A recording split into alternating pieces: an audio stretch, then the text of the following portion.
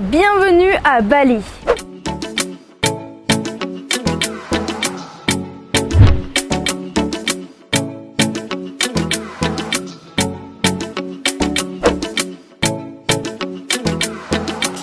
Bonjour à tous, c'est Claire, bienvenue sur ma chaîne. Aujourd'hui on se retrouve dans une nouvelle vidéo. Aujourd'hui je me trouve à Canggu et c'est ici que commence mon défi. Objectif, tester des spécialités culinaires et essayer de manger que des trucs à 1 € et moins. Alors je pense que ça va pas être très compliqué en Indonésie puisqu'ici tout est vraiment pas cher. J'espère que cette vidéo te donnera envie toi aussi de voyager, de découvrir le monde et pourquoi pas de partir en Indonésie, à Bali pour découvrir les spécialités. Si cette vidéo te plaît, n'oublie pas de me laisser un pouce en l'air et de t'abonner. J'espère que je vais bien manger, beaucoup manger et me régaler. Et je te laisse avec la suite, c'est parti.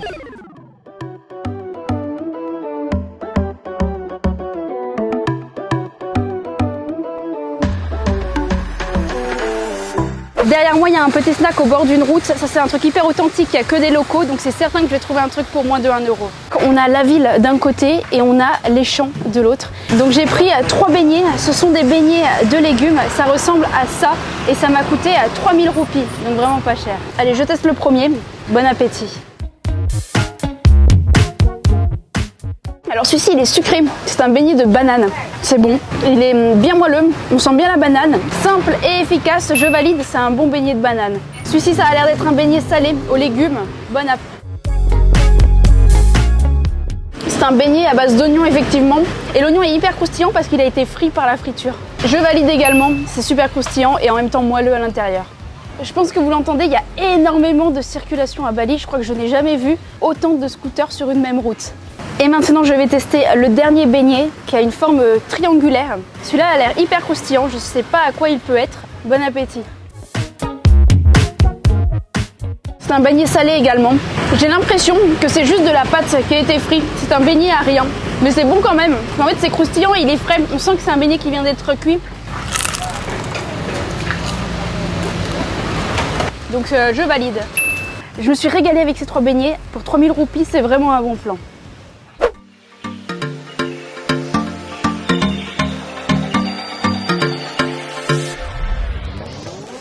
Là je suis devant un petit resto qui propose des plats indonésiens. Je vais essayer de tester une nouvelle spécialité que je n'ai encore jamais testée. Allez on y va. Alors le plat que j'ai commandé, il s'appelle nasi campur. Allez je passe à la dégustation, bon appétit. Je vais commencer par goûter les nouilles. Ici ils proposent pas mal de plats à base de riz, mais également beaucoup de plats à base de nouilles. Et là pour le coup c'est un plat à base de riz puisque ça s'appelle nasi. Mais ils m'ont mis des nouilles, j'ai l'impression que c'est juste en déco. Ce sont des nouilles qui ont un goût épicé. Avec, il y a des haricots, très très bons, très bien cuits. Je valide. En termes de quantité, c'est un plat bien copieux. Ça m'a coûté 15 roupies. Je vais goûter le poisson. C'est très spécial comme poisson. Ça ressemble un petit peu au thon. C'est un poisson assez ferme. Et l'ensemble riz, légumes, poisson, c'est un plat qui est très sain, très équilibré. Très bon rapport qualité-prix, je valide. Je crois que c'est une des meilleures spécialités indonésiennes que j'ai mangées pour le moment. Vraiment, je suis agréablement surprise. Et en général, la nourriture indonésienne, je la trouve vraiment bonne. Alors quand tu manges dans des petits restos comme ça, authentiques, ou surtout les locaux, c'est plutôt épicé, très épicé. Mais au moins, ça permet de découvrir la vraie nourriture, les vraies spécialités indonésiennes.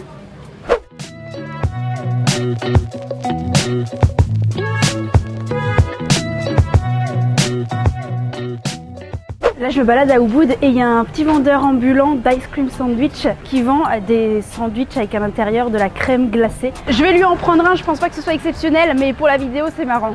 Et du coup ça m'a coûté 5000 roupies.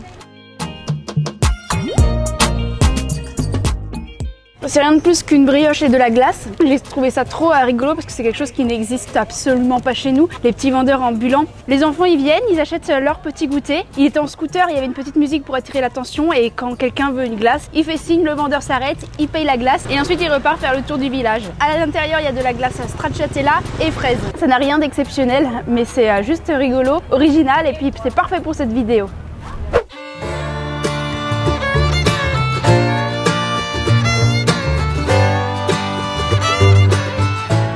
Donc là ce que je vais tester, c'est une spécialité qui s'appelle Ice Teller. D'après ce que j'ai compris, Ice, c'est la glace et c'est une glace avec des fruits. On va voir tout de suite comment elle la prépare.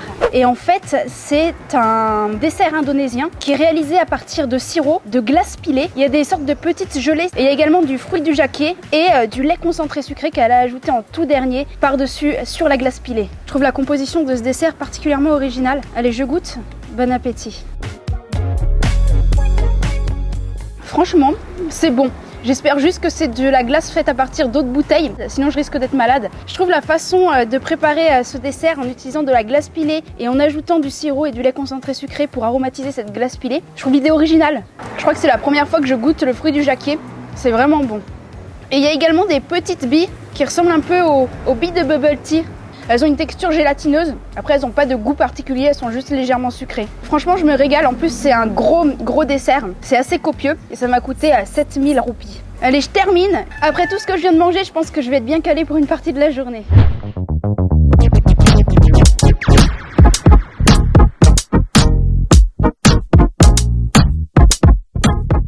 La spécialité que je vais maintenant tester, ce sont des beignets. Des beignets en tout genre, je sais plus comment ça s'appelle, je vais demander et je vous dirai. Ces beignets, c'est vraiment typique à Bali, on en trouve partout dans les rues.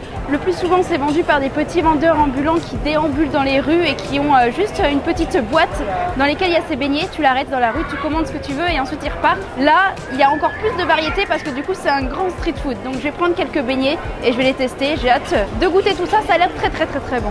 J'ai pris 5 beignets, c'était 1000 roupies la pièce, ce qui fait 5000 roupies les 5 fritures. Ça me fait tout ça pour seulement quelques centimes. Et du coup, le nom exact, c'est gorengan, ce qui veut dire tout simplement friture. J'en ai pris une à la banane. Celle-ci, elle est toute chaude, elle vient juste d'être cuite. Ça, c'est tempeh frit, donc c'est à base de soja fermenté. Ça, c'est une sorte de rouleau farci. Ça, c'est du tofu frit. Et celui-ci, je sais pas exactement ce que c'est, mais ça a l'air d'être à base de graines de soja. Allez, on passe à la dégustation. Je vais commencer par goûter à celui-ci.